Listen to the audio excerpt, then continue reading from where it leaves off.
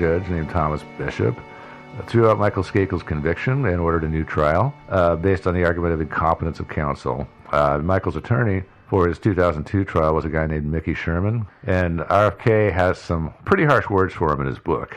I don't know if you guys read the book or not. No, I skimmed it. Yeah. I'll be honest with you. We had so much stuff going on, I didn't. Yeah, no, that's okay. 2 books. I was stuck in 28 land, so I did not. I'm sorry. That's okay. In Mickey's defense, I have to say that even if he didn't cross every T, I still really don't see how the prosecution in this case got a conviction. It seemed like a lot of it was circumstantial. Well, yeah, there was no physical evidence. I mean, there was linking him to the crime. There was some physical evidence at the crime scene. One of the things I forgot to mention, by the way, is that the golf club handle that was sticking out of her neck. Mm-hmm. Yeah, 2 police officers and 1 doctor saw that thing. The police officers saw it sticking out of her neck, and a doctor who was examining the body to make sure she was actually dead saw it laying on the ground next to her body. So it looks like somebody pulled it out. And he was the one who neck. pronounced her, correct? Yeah. So it should have been in until. Yeah, he probably should have been. You can understand why somebody might want to pull it out. They didn't. The police didn't actually do a great job of securing the crime scene, and apparently there were a lot of people hanging around. Oy. Yeah, I know. Yeah, it was. The Greenwich police had not actually investigated a murder in decades, and obviously it never happens in that town. Yeah. And so it just wasn't their kind of thing. And so they didn't really. There was other stuff found near the body. A pair of jeans with a size 36 waist that was all soaked in blood was found near the body. Some beer cans were found, and a golf ball, and all that evidence was apparently collected but lost. Yeah. Well, police lose stuff. I mean, it happens. I mean, Yeah, but usually not like key pieces of evidence. Well, you know about D.B. Cooper's cigarette butts, right? Devin, remember, this is 27 years later by that point when this case comes up. All I can say is that I hope that when I'm bludgeoned to death and they find some soaked jeans in my blood next to the body, they hold on to those until like 100 years later. We will go ahead and store them in Joe's basement. Okay. Because everything is in Joe's basement and it never leaves. Great, perfect. Yeah, that's a great spot. Yeah. No, I hate throwing stuff out. Yeah. The most important piece, of course, that I was saying was the golf club handle. And the prosecution in Michael's trial managed to spin that fact that this thing was missing as the killer took it with him. What? When he left the crime scene. Right. Wait, back up.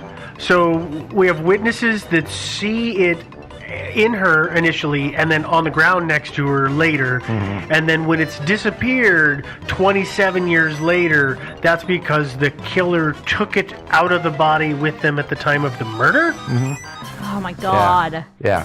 That is the dumbest thing I've heard all day. Well, I've read, I didn't have time to read the entire transcript of the entire thing, of the entire trial, but I read the summations of both the prosecution and the defense, and so they went through all their arguments and talked about all the evidence, so, I really didn't need to read the entire trial transcript. Yeah. It was all there. All the arguments were there. And the prosecution's theory was a little strange. They talked about the missing murder weapon.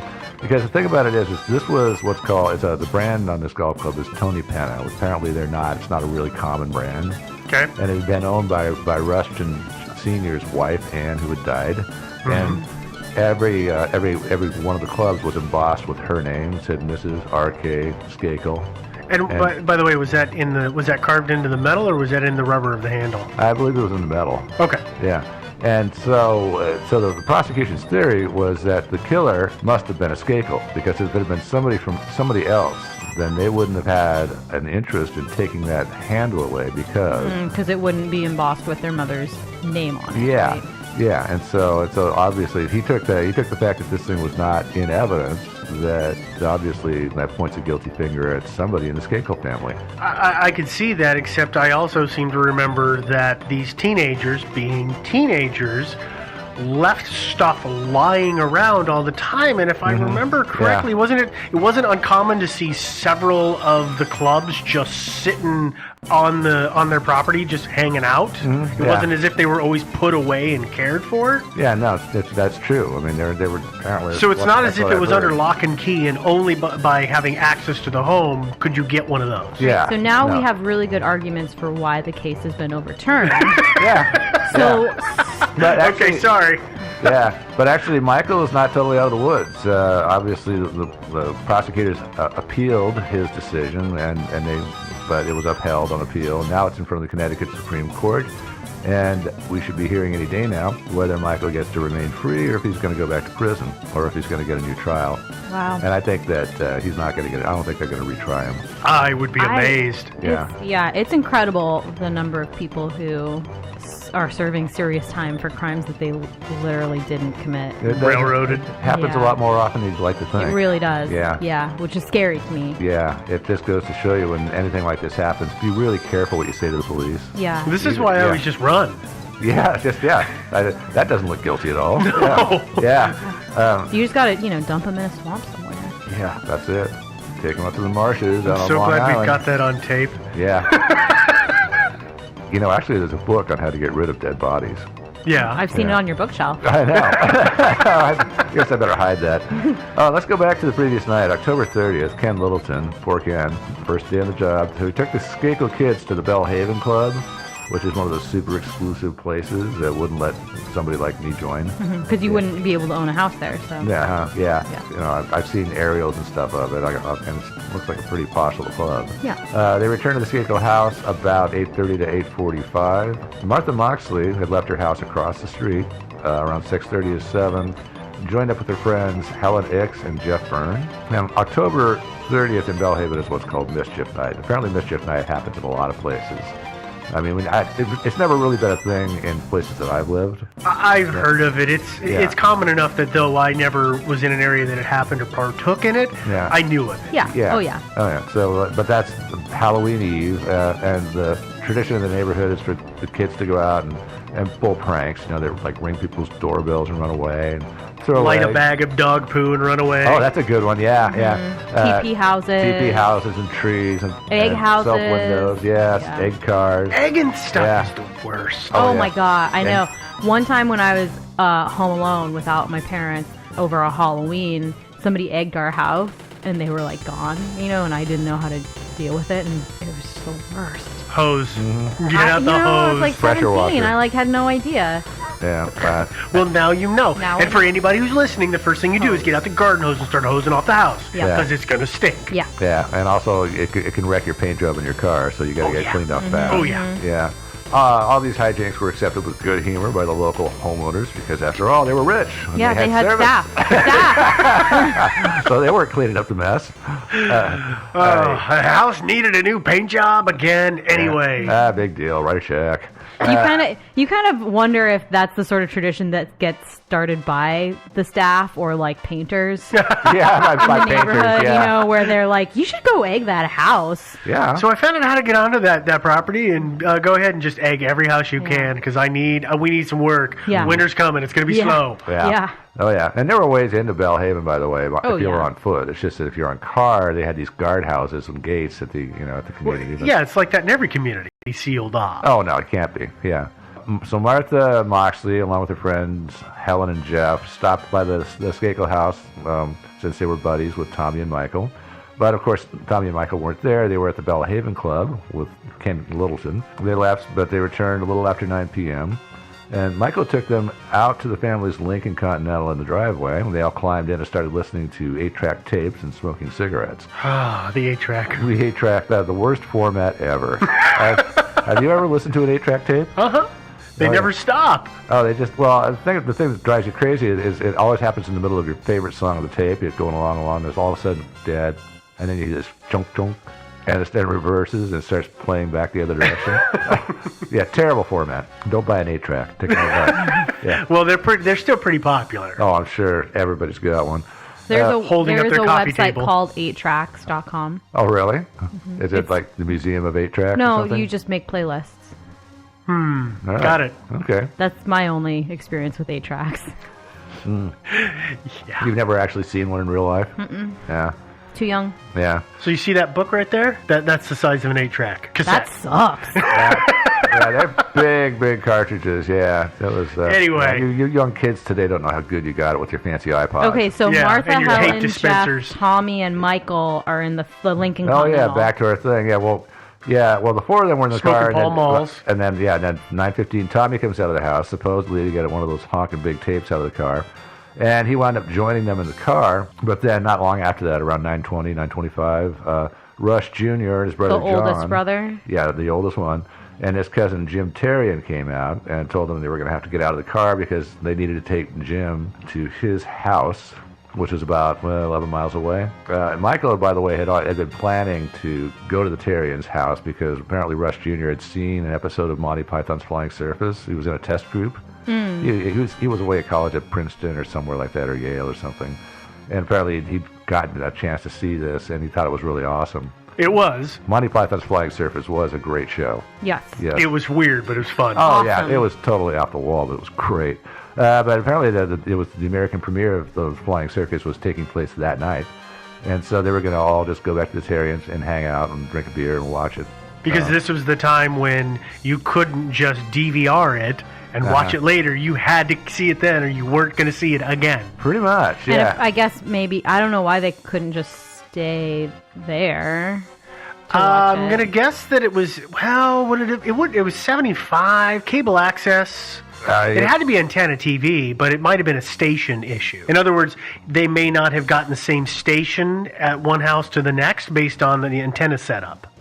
Yeah, it could have been that. In a neighborhood like Bellhaven, I assume that they have everything. You would think, yeah. But 1975, Yeah, you're okay. it's antenna television. Yeah, that's you fair. you might be rich, but you can't change the airwaves Yeah. Yeah. that easily. So that could have been it. It could have been something as simple as they were just going to kill two birds with one stone. Jimmy had to be home at a certain Yeah, time, and it's true. and you know, And he had a massive stash of weeds. yeah, probably, His parents weren't home. yeah. They didn't know if Ken would let them drink, you know. Yeah. Well, anyway, Michael, before Martha exited the car, asked her if she wanted to come along, but she said she couldn't because she had a 9:30 curfew. So then Tommy, Martha, Helen, and Jeff get out of the car. Michael stays in. Russ, John, and Jim climb in. They leave for Jim's house, which is called Sursum Corda. I'm sorry, what? Sursum Corda. No, I'm sorry. I was more reacting to the fact that his home has a name. I know. Because Jimmy Terry and his family is also really stinking rich, and they had a mansion so huge that, you know, when they get to a certain size, they get to have a name of their own. I really got to come up with a name for my house. Yeah, I know. And then put it on Google. I think your house has a name already. Pee-wee. What? That doesn't even make sense. I was going to say something way less flattering. Okay. So that left Tommy, Martha, Helen, and Jeff standing in the driveway. And apparently, according to what Helen and Jeff said to the police afterwards, Tommy and Martha were engaging in flirtatious behavior with one another. And it was kind of making them uncomfortable. Is that a euphemism? Flirtatious behavior?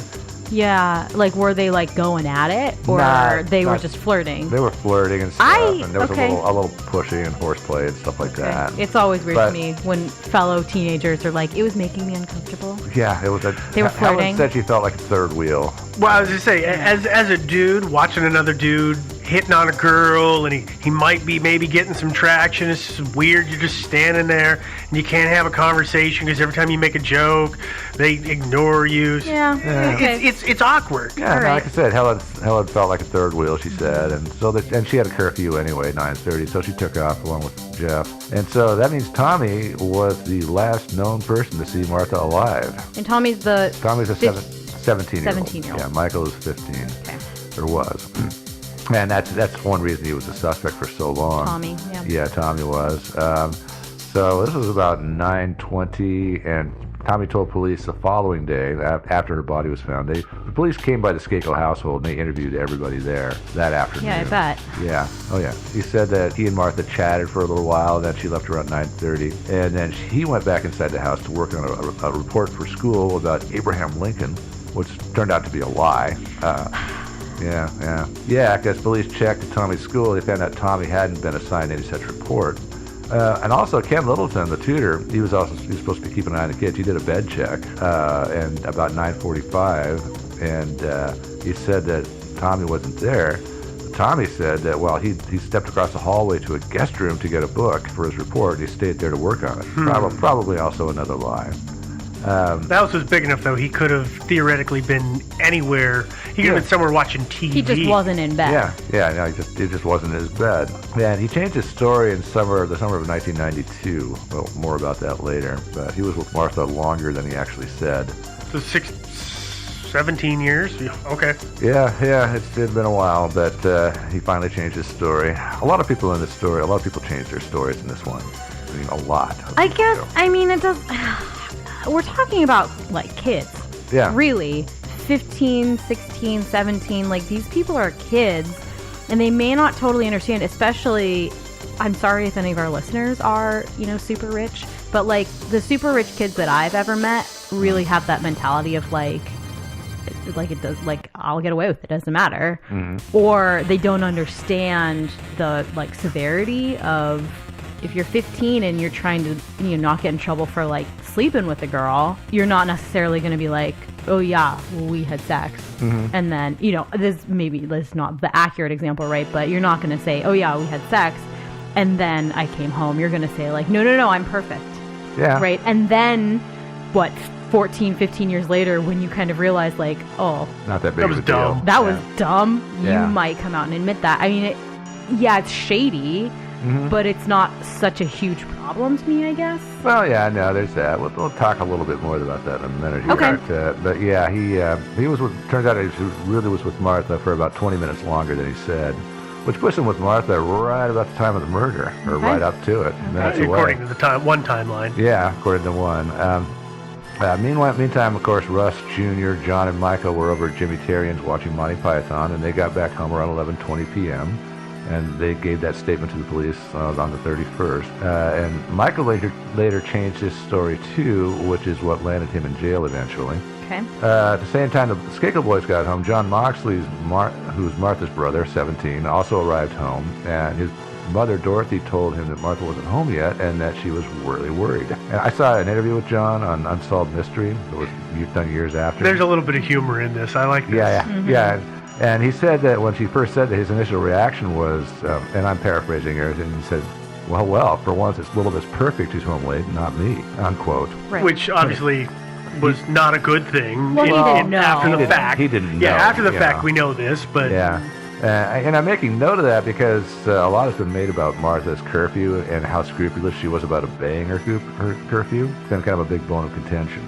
Because if she would obey her curfew, if she was obedient to her curfew, she would not have stayed out until way, way late, right? In order to be murdered by Michael or God knows. With maybe like one exception, right? I mean, right? I mean, you can say this was the first time she stayed out late. Yeah, you could. Or one of the first times. Yeah.